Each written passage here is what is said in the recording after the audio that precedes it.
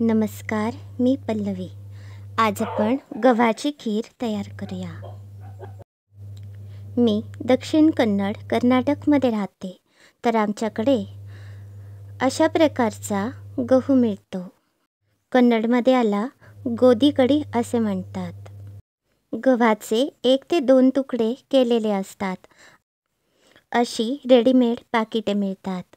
या गव्हांची खीर तयार केली जाते।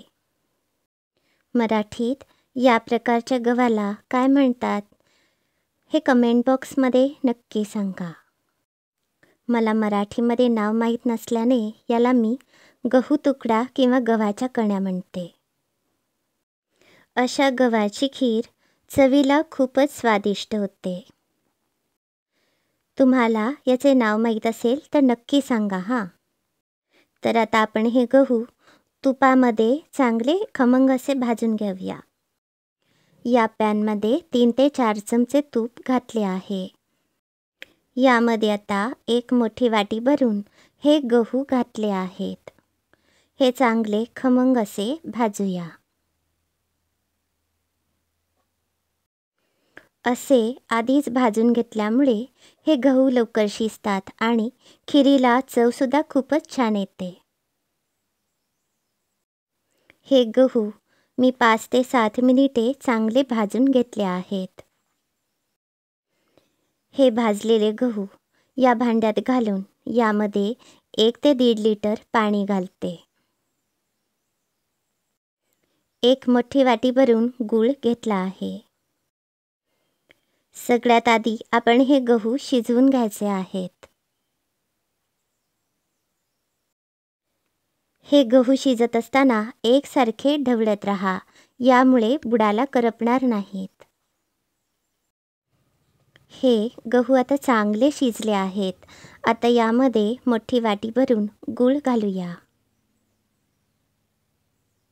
आता आपण गॅसवर मंद आचेवर ते मध्यम आचेवर हा गूळ विरघळवून घेऊया। अर्धी वाटी काजू, अर्धी वाटी बेदाणे तुपामध्ये चांगले परतून घेऊया।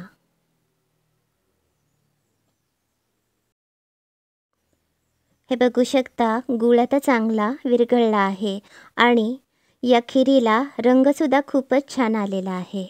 आता यामध्ये बेदाणे आणि काजू घातले आहेत।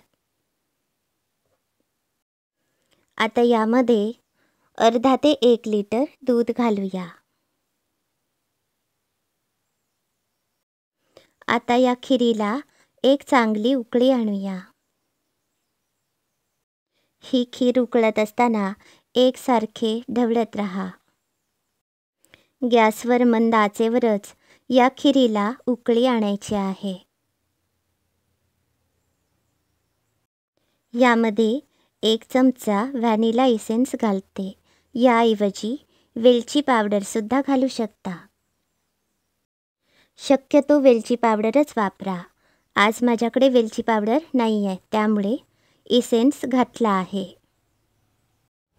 अर्धा चमचा बारीक मीठ घातले आहे। यामुळे खीरीला खूपच छान चव येते। ही खीर आता उकळत आहे।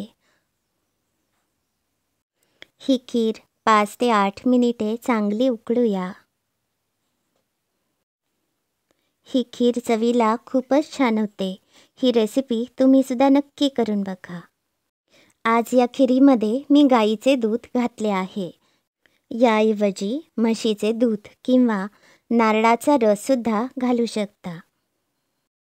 आता आपली स्वादिष्ट खीर तयार आहे।